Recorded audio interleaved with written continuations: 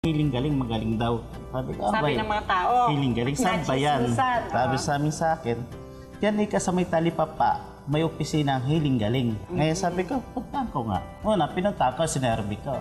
Nakita ko, sabi ko. Ikaw muna nag-survey. Natanungan ako doon na nabibili ng healing galing. Sabi ko, ano pa ang ng healing galing? Sabi, sir, magaling yan.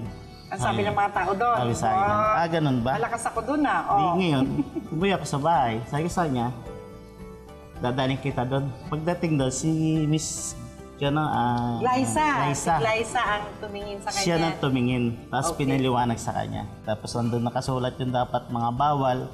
Tapos yung pwede lang yung ititik ng gamot. Yun, nakalagay pa yun na binigay sa kanya. Ayun. So, niresetahan ka ni Glyza Evelyn ng Herbal Serpentina tablet. Mapait. Pero kaya mo. Kaya. Yun na nagtanggal ng infection, yung nana doon sa tenga, no? Kasi, meron kang kwento doon, Evelyn, na nung nagagamutan kayo, ano ba yun? Gamit na ang Healing Galing Oil nung may lumalabas sa tenga? O wala pa? Meron na po. Gumagamit na pa yun. Yun ang ina-plus ko po dito eh. Yung unang lumabas po, kulay itim na matigas po. Tapos sumunod yung parang na medyo maputi. Tapos siguro na po sumunod dun. So, basa yung cotton buds na may Healing Galing Oil. So, na-extract yung laman ng tenga. At tinuloy-tuloy mo yung pag-inom ng 6 na Herbal Serpentina tablets. Tapos, niresetahan ka rin ng ating naturopathic practitioner na si Glyza Jimeno, no, sa main office ng Herbal Vitamins B1, B6, B12, tig-6 din na tabletas, no? Tapos, alam mo ba na mababa ang immune system mo noon nung nagpunta ka, kaya niresetahan ka ni Glyza ng healing food tablets. Napansin mo ba nung uminom siya ng healing food tablets, pinkish na ang palad, ang labi, tapos maganda na ang pagtulog at paggana sa pagkain. Napansin mo ba yun, Evelyn? Yun. Tapos, massage ng Healing Galing Oil. Yun po. Si Lito ba ang taga-massage mo? Siya po talaga ang nagsaga sa akin. Yung dito po niya, halos hindi mahawakan pa yun. Hindi magalaw yan. Hindi ba mas maganda kung ikaw ang magmamassage sa sarili Hindi ko mo? po kaya. Bakit hindi mo kaya? Sobrang kirot po talaga. Hindi ko kaya hawakan ang sarili.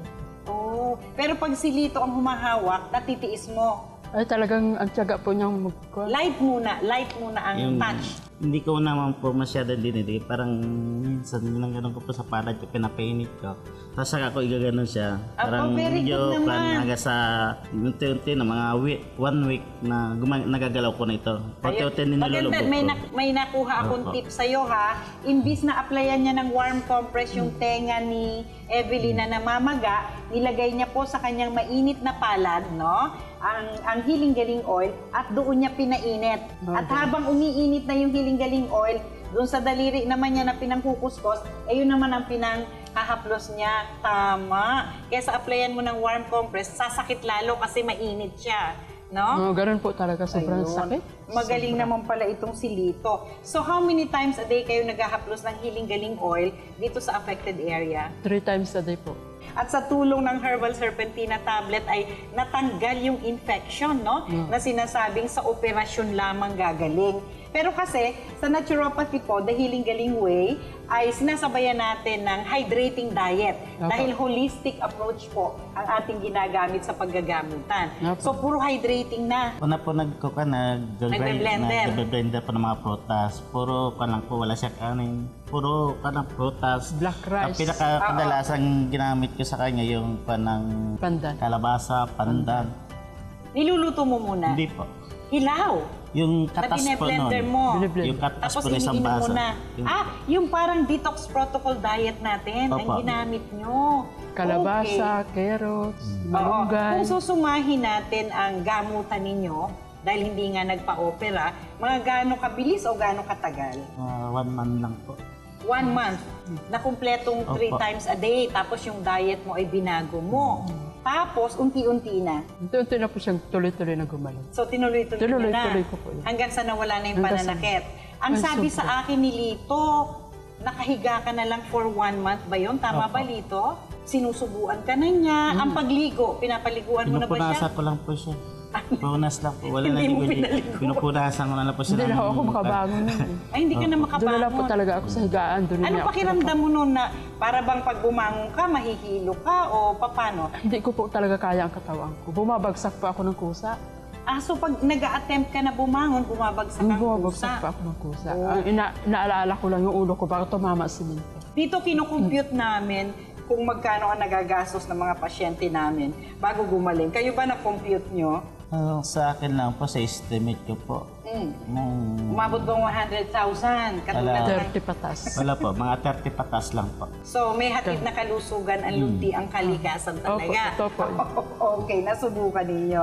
Ano pa yung naging tulong sa'yo ng Healing Galing?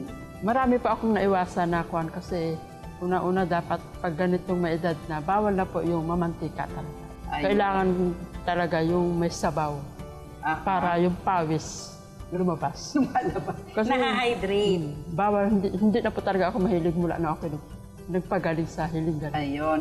Doon sa mahilig magputput ng tenga, sige nga, kausapin mo sila, Evelyn, kung paano natin maiiwasan ang ganyang kondisyon ng problema sa tenga. Maiwasan po natin ito at sana wag po kayong gumaya sa akin na mahilig magkutkot at tainga. Para po sa... Hindi po kayo gumaya sa akin na magkasakit ng ganito. Ayun. O Lito, anong mensahe mo sa Healing Galing? Sa Hiling Galing, ako yung nagpapasalamat din sa Hiling Galing sapagkat ito nagpagari sa akin, misis. Malaki improvement sa aming pamilya ito. Kung sa lahat ng gustong na may mga sakit na gustong magpagaling, dito na kayo sa Hiling Galing. talaga Kasi sigurado po kayo Nag- ay inyong kaligtasan. Mga kapatid, sana po ay may natutunan din kayo sa ating episode sa umagang ito. Mahalaga po ang tenga. Parang akala nyo ba ay isang bahagi lamang ito ng piyesa ng ating katawan. Pero kapag wala po tayo naririnig sa paligid, malaking kawalan po sa ating pang-araw-araw na buhay. Kaya ingatan ang tenga. Napakarami pong komplikasyon na maaring maranasan ng ating tenga kung hindi po natin ito pangangalagaan. At ako po ang inyong kapatid sa kalusugan, si Dr. Edinel Calvario, na lagi nagpapaalala, may hatid na kalusugan po ang lunti ang kalikasan. Happy Healing Morning! Happy Healing Morning. Happy Healing Morning! O, salamat. Po.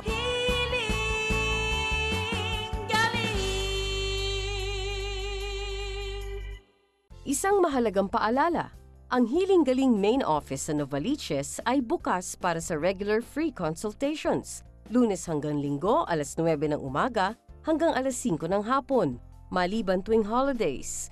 Maaari kayong tumawag sa aming hotline na 0921-445-0355 para sa inyong mga katanungan.